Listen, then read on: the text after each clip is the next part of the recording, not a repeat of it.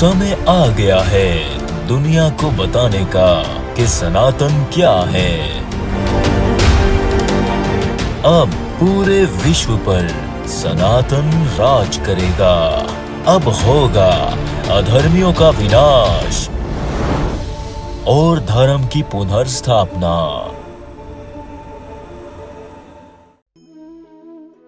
यदि हम आपसे एक प्रश्न करें तो क्या आप हमें हमारे प्रश्न का उत्तर देंगे? क्या कभी आपने विचार किया कि आपके अस्तित्व का उद्देश्य क्या है? जानते हैं हम आपसे ये प्रश्न क्यों कर रहे हैं? हम ऐसा आपसे इसलिए पूछ रहे हैं क्योंकि इस संसार में कुछ भी ऐसा नहीं जो बिना किसी कारण के अर्थात बिना किसी उद्देश्य के अपना अस्तित्व रखता हो। जब वास्तविकता ये है कि इस संसार में कुछ भी बिना किसी कारण के अपना अस्तित्व नहीं रखता, सबके अस्तित्व का कोई ना कोई उद्देश्य है, तो फिर आपके अस्तित्व का उद्देश्य क्या है? जब विचार करेंगे तो घूम फिरकर आपके समक्ष एक ही उद्देश्य आएगा, और वो है अपनी इच्छाओं को पूरा करना, खाना पीना और हगना मूतना। केवल इच्छाओं को पूरा करना, खाना पीना और हगना मूतना ही अस्तित्व का उद्देश्य था, तो फिर आप में और पशुओं में क्या अंतर हुआ? पशु भी तो यही करते हैं। यदि आपको बनाने का भी यही उद्देश्य था, तो फिर आपको उनकी भांति क्यों ना बनाया गया? आपको भी उन्हीं की भांति बना दिया जाता। अर्थात बनाने वाले ने अंतर रखा, परंतु आप इस अंतर को भूल गए। चले हम आपको बताते हैं। थोड़ा विचार करें। आप चाकू उठाते हैं तो आप चाकू से क्या करते हैं? क्या आप चाकू से सब्जी और फल नहीं काटते? अब जरा विचार करें। यदि आपसे यह प्रश्न किया जाए कि आपको किसने बताया चाकू तो वस्तुओं को काटने के लिए बनाया गया, तो आप क्या जवाब देंगे? क्या उत्तर देंगे? आप कहेंगे इसका तो बहुत ही सरल उत्तर है। चाकू में काटने की कुशलता है तो काटने के लिए ही बनाया गया ना। अब इससे वो तो नहीं किया जा सकता जो करने की कुशलता इसमें है ही नहीं। क्या विचार कर रहे हैं आप? क्या कह रहे हैं? आप कह रहे हैं कि जिसका भी अस्तित्व है उसके अस्तित्व के उद्देश्य को समझना है तो उसमें उपस्थित कुशलताओं को समक्ष रख लो। कुशलताएं बता देंगी कि उसके अस्तित्व का उद्देश्य क्या है, उसे क्यों बनाया गया। अति उत्तम। तो क्या कभी आपने अपनी कुशलताओं को समक्ष रखकर यह जानने की प्रयास की कि आपको बनाने का वास्तविक उद्देश्य है क्या? चलें हम आपको बताते हैं। आपको बनाने वाले ने आंखें दी जिनसे देखा जा सकता है, कान दिए जिनसे सुना जा सकता है, तथा ना केवल देखने एवं सुनने की कुशलताएं दी बल्कि आपको बुद्धि भी दी जिससे कुछ समझा जा सकता है।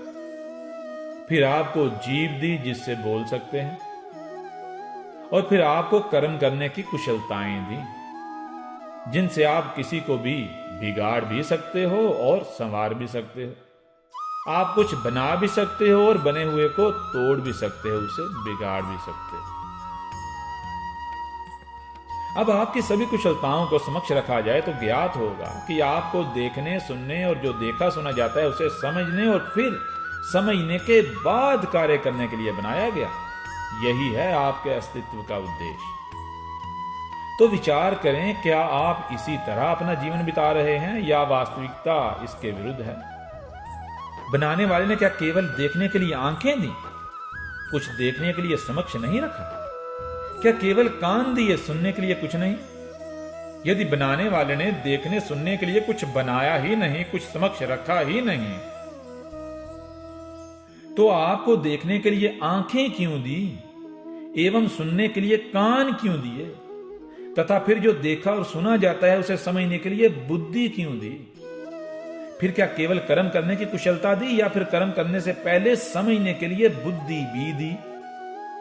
जब विचार करेंगे तो आपको ज्ञात होगा कि ना केवल देखने, सुनने और समझने वाला बनाया, बल्कि देखने, सुनने और समझने के लिए सबसे पहले तो आपका अपना शरीर आपके समक्ष रखा कि स्वयं में झांको, विचार करो तथा ज्ञान प्राप्त करो कि तुम कौन हो, कहां से आए हो, तुम्हें किसने बनाया है, तुम्हें कैसे बनाया गया, तुम कैसे स्वस्थ रहोगे, एवं कैसे तुम में बिगाड़ आ सकता है, तथा ऐसे ही जितने भी प्रश्न हैं एवं फिर उन्हीं प्रश्नों के उत्तर देने के लिए धरती तथा आकाश आपके समक्ष रखे, उनमें अनेकों प्रकार के जीव जंतु आपके समक्ष रखे, समस्त ब्रह्मांड आपके समक्ष रखा, तो क्या कभी आपने इस सब को देखा, सुना और समझा?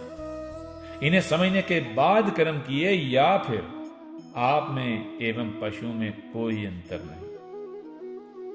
जब आप धरती तथा आकाश को समझेंगे, समस्त ब्रह्मांड को समझेंगे, तो आपके समक्ष आएगा कि जो कुछ भी अपना अस्तित्व रखता है, सूक्ष्म से सूक्ष्म अस्तित्व से लेकर पूरे का पूरा ब्रह्मांड एक ही अस्तित्व है, एक ही तन है, ऐसे ही जैसे आपका शरीर। फिर इस धरती तथा आकाश में, समस्त ब्रह्मांड में केवल वही सब नहीं जो समक्ष है, बल्कि इससे इत्यादिक है जो छुपा हुआ है, जो गुप्त है। अब जो समक्ष है एवं जो गुप्त है, सब का सब आपस में जुड़ा हुआ है, ऐसे ही जैसे आपका शरीर है, जो अनेकों अंगों से मिलकर बना है। अंदर झांकने से अनेकों अंग नजर आते हैं, परंतु समस्त को समक्ष रखें तो केवल एक शरीर बन जाता है। फिर यह भी समक्ष आएगा कि कोई भी कर्म किया जाए, वो सूक्ष्म हो या बड़ा, हर कर्म समस्त ब्रह्मांड को प्रभावित करता है। फिर इस ब्रह्मांड में कोई भी जीव जंतु हो या समस्त ब्रह्मांड, किसी की भी यह इच्छा नहीं कि उसको पीड़ा दी जाए, जैसे कि आप चाहोगे कि आपको पीड़ा दी जाए, नहीं ना? फिर यह भी समक्ष आएगा कि कोई भी कर्म करना है तो जब तक पहले उसके बारे में संपूर्ण ज्ञान प्राप्त नहीं कर लिया जाता, तब तक कर्म नहीं किया जाएगा। यानी अताल्प ज्ञान के या केवल जो समक्ष नजर आ रहा है उसको समक्ष रखकर कर्म करेंगे तो परिणाम यह निकलेगा कि अधिकतर जीव जंतुओं को आपके कर्म से पीड़ित होना पड़ेगा।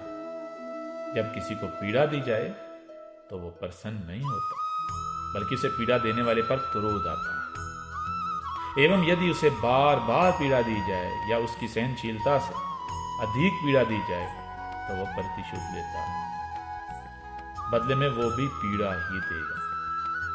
परंतु यदि किसी को पीड़ा नहीं दी जाती, बल्कि वो आपके कर्म से प्रसन्न होता है, तो जो किसी से प्रसन्न होता है वो बदले में उसके लिए भी कुछ ऐसा करता है जिससे वो भी प्रसन्न हो। अब ये समस्त ब्रह्मांड हो या इसमें जो भी अपना अस्तित्व रखता है, ये तुम पर है कि उन्हें पीड़ा देकर उनके साथ शत्रुता निभाकर अपने जीवन को दुखों से भरना है, या फिर उनको प्रसन्नता देकर उन्हें अपना मित्र बनाकर अपने जीवन को प्रसन्नताओं और सुखों से भरना है। ये सब तुम्हारे कर्मों पर आधारित है। यदि तुम पहले देख, सुन और समझ कर अर्थात संपूर्ण ज्ञान प्राप्त करके जब संतुष्ट हो जाओ कि तुम्हारे कर्म से समस्त ब्रह्मांड क्या, इसमें उसके किसी भी अंग को कोई पीड़ा नहीं बल्कि उल्टा सुख मिलेगा, वो तुम्हारे कर्म से प्रसन्न होगा, तब ही कर्म करना है, अन्यथा नहीं। तथा यदि तुम ऐसा नहीं करते तो फिर तुम्हें दंड मिलेगा, कभी सुख प्राप्त नहीं होगा, तुम्हारा जीवन नरक बन जाएगा। तुम्हें अनेकों प्रकार की समस्याएं घेर लेंगी, अनेकों प्रकार के दुख, पीड़ा, संकट, कठिनाइयां, रोग और आपदाएं इत्यादि घेर लेंगी, जिससे न केवल तुम इस जन्म में नरक का मजा चखोगे, बल्कि मृत्यु के पश्चात तुम्हारी आत्मा अनेकों प्रकार के नित्य दुनिया के जीव जंतुओं के शरीरों को अपना वस्त्र बनाकर उनके रूप में मुक्ति के लिए भटकती रहेगी, परंतु मुक्ति नहीं मिलेगी, अर्थात इस दंड से मुक्ति नहीं मिलेगी। कभी किसी अलबल पशु के रूप में किसी मांस बख्शी का भोजन बनोगे, कभी चूहे, सर्प, बिच्छू का रूप धारण कर गंदे स्थलों में, बिलों में जीवन बिताना पड़ेगा, कभी किसी मच्छर, मक्खी के रूप में कुचले जाओगे, यहां तक कि मुक्ति के लिए एक एक करके अनेकों प्रकार के पशु पक्षियों का रूप धारोगे, परंतु कोई भी रूप धारने से मुक्ति नहीं मिलेगी, बल्कि उसके विपरीत इस मनुष्य शरीर के रूप में किए गए पापों को भुगतते रहोगे। एवं प्रकाश के लिए पतंगे बनकर लाइटों से टकरा टकरा कर स्वयं को जलाकर भस्म कर डालोगे, परंतु तब न प्रकाश मिलेगी न मुक्ति मार्ग का दर्शन होगा। समय आ गया है दुनिया को बताने का कि सनातन क्या है।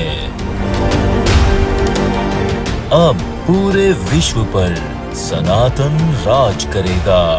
अब होगा अधर्मियों का विनाश। और धर्म की पुनर्स्थापना।